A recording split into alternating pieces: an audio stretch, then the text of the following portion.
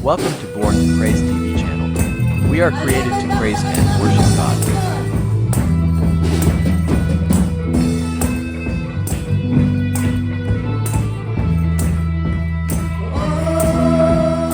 Pagbilin siya kaninyo sa walay katapusan.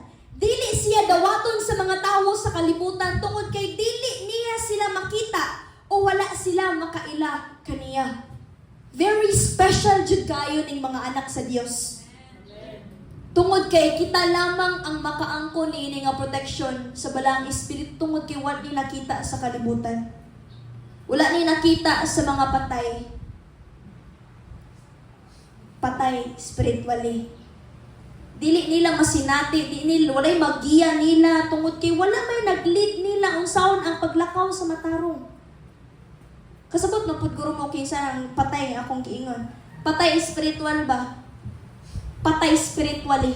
Walay Jesus sa ilang kasing-kasing. Wala nakaangkon og kaluwasan gikan sa Dios. They are being misled. Ilang mga pagkinabuhi, ilang nga paglakaw, sukwahi tungod kay walay nagiya nila. Mao nga tungod kay nagiyahan ta tungod kay nay balaang espiritu ang gipadala diri nato. Ug dako kaayo nga pasalamat sa Ginoo nga dili lang one time gihatag sa Ginoo apan sa walay katapusan magpabilin igsuon. Magpabilin sa walay katapusan sa tibuok natong kinabuhi. Ug nailhan niya tungod kay kauban ninyo. Ug nagpuyo diha kaninyo. So kung nabantayan na ninyo nga murag di naman ni mao unya padayon kag buhat sa di mao questionable ta. Questionable. Hala. Di ta ma-conscious ba nga sayop de ito pero padayon na itong gibuhat? Because the Holy Spirit always guide us, lead us, teach us in the right way, sa sakto. Pinaagi ug subay sa iyang mga pulong. Ug munay protection ni Lord. Kay bisan tuod igsuon o kita nakaangkon, di man ta makalikay og buhat og sala. Makasala ta pero di ta makasasala. Know the difference? Know the difference? Makasala ta pero dili na ta makasasala. Tungod kay gikuha na ni Jesus Christ ang tanan natong mga sala, and tungod ato when we receive Him, nakaangkon tag kaluwasan, gikuha na tanang mga kalapasan nato igsuon. And when we are the children of God, karon kung karon makabuhat man ta og dili mao, there in heaven Jesus Christ mo'y ato ang mediator, tigpataliwala na whenever makabuhat tag sala, i-reconcile na sa Ginoo. Maunang kinahanglan gihapon tang magrepent igsuon.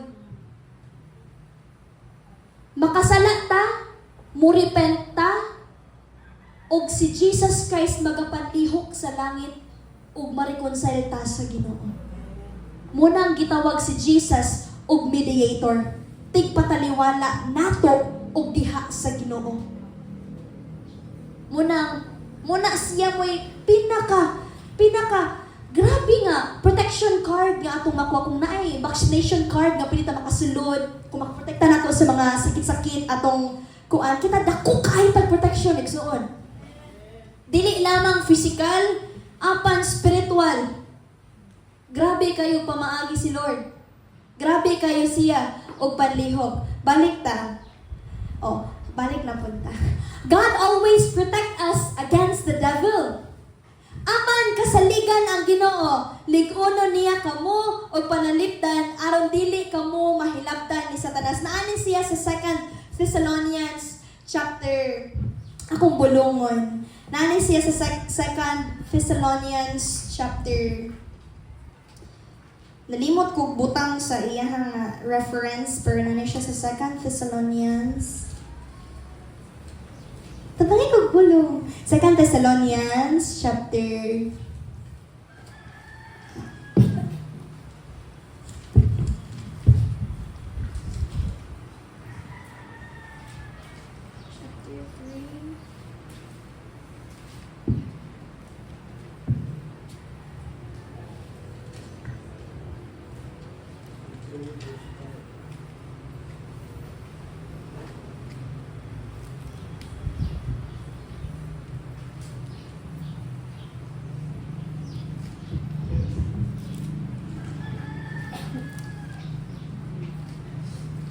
2 Thessalonians chapter 3:5.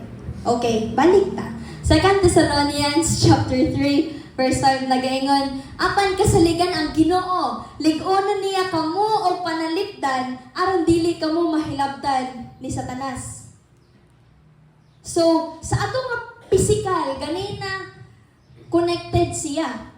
So karon na pod sa ato nga physical nga pagkinabuhi sa matag adlaw-adlaw, kanunay nga nagprotektar ang Ginoo sa matag sa tagsa kanato mga igsuon. Nagalig-on ang Dios kanunay naglig-on og panalipdan nga mahilabtan ta sa ato nga pang-adlaw-adlaw nga pagkinabuhi.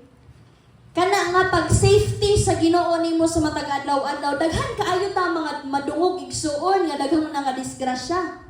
Daghan kaayo ta nga mga nadungog nga daghan kayo nga dili maayo nga nahitabo sa ilang mga kinabuhi. Ug usa sa pamaagi sa Ginoo nga kanunay siya nga naglig-o nato, nagaprotektar kanatong tanan. So grabe kayo ang pagpamuhat sa atong Ginoo dire sa atong kinabuhi. Daghan kaayo siya nga pamaagi aron lang maproteksyonan ta spiritually our whole spirit, soul, and body. Daghan kaayo nga gi-present si Lord para sa atong kinabuhi nga kanunay secured ug assured atong whole spirit, soul, and body. Total package na naigsuon. Sa atong panghuna-huna, sa atong emosyonal nga pagkinabuhi, kanunay naa nagauban si Lord. Kanunay naa nagapresent si Lord og daghan kaayo nga mga pamaagi aron lang ang iyang mga anak secured sa iyang kamot. Kini nga tanan nga akong gipangsulti karon, all of this is a part of a great plan of redemption sa Dios sa atong kinabuhi. Dako kayo plano si Lord nga makapaayo ang kinabuhi sa iyang mga anak. And we are so blessed that we are part of that plan. We are so blessed nga nakaangkon ta sa grasya nga gihatag sa Ginoo. Nakaangkon ta aning security nga iyang nga gi-present alang diri nato.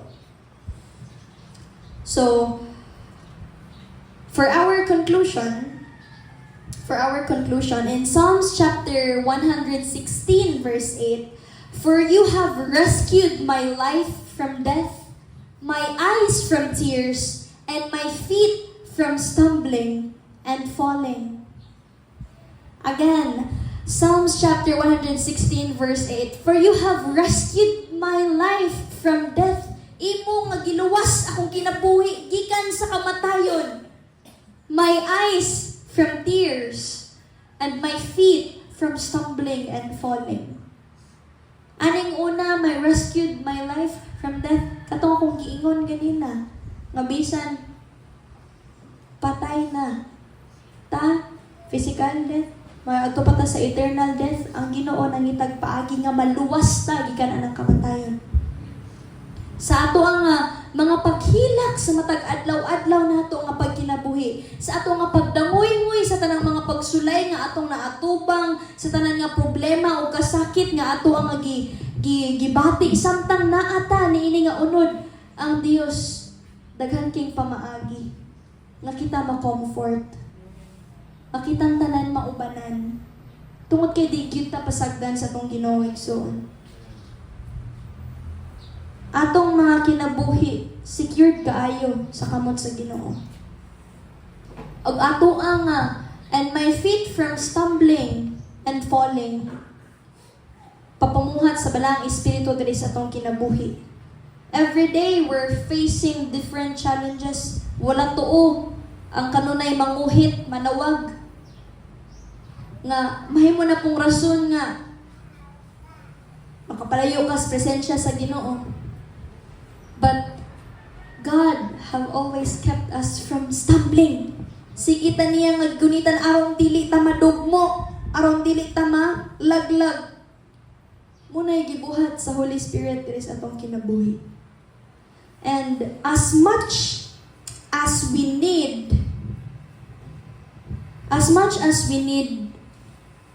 protector, there is a great God that is willing and exceedingly able to protect us. Ganahan kaayo ta nga nay mo protektar diri sa atong kinabuhi. Apa na ay Dios nga andam, willing kaayo ug mas labaw pa nga kaya kaayo niya nga mo protektar nato. Kaya kaayo sa Ginoo igsoon. Munang never doubt. Ayaw pagduha-duha sa Dios nga mong gialagaran. Ayaw talikod sa Dios nga nagkanunay nga nagunit sa imong kinabuhi. Ayaw i-distract or ayaw ipawala imong tibuok kalag sa presensya sa Ginoo. Tawag kanunay sa Ginoo igsuon. Whenever you need help, call upon the name of the Lord. Whenever you are in trouble, call upon His name and He is exceedingly able to help us.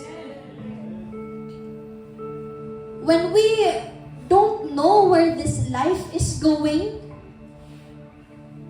read His Word and you know where we will go. Tungod kay mauni magiya nato, magtudlo nato, mag-uban nato, hangtod huwad ang taginhawa nining kalibutan na ug sa ikaduha pang kinabuhi nga kauban nato siya. Dili nato kalimtan yang pagkamaayo sa atong kinabuhi igsoon. Never. When you feel like doubting the Lord, hinumdumi nga kanunay siyang nagprotektar nimo bisan dili nato deserve.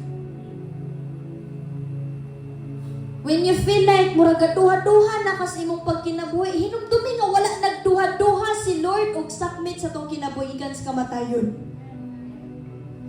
Remember how God protect us against the devil.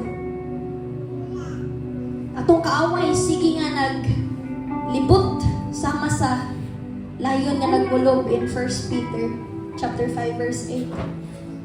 But God's protection is upon His people, and how blessed we are nga usa ta sa anak sa Dios nga iyang giprotektahan ug gigunitan. Hallelujah. Salamat kaayo Ginoo sa imong pagkamaayo. Salamat kaayo Lord sa dako nimo nga saad ug imong pulong Ginoo, dili gyud ni mahimo nga sayop. Imong mga pulong Ginoo, dili gyud ni mahimo nga dili tinuod tungod kay imo ni kanunay nga gituman o Dios. Ug ikaw ang Dios sa saad. Thanks for watching. Please don't forget to subscribe our channel.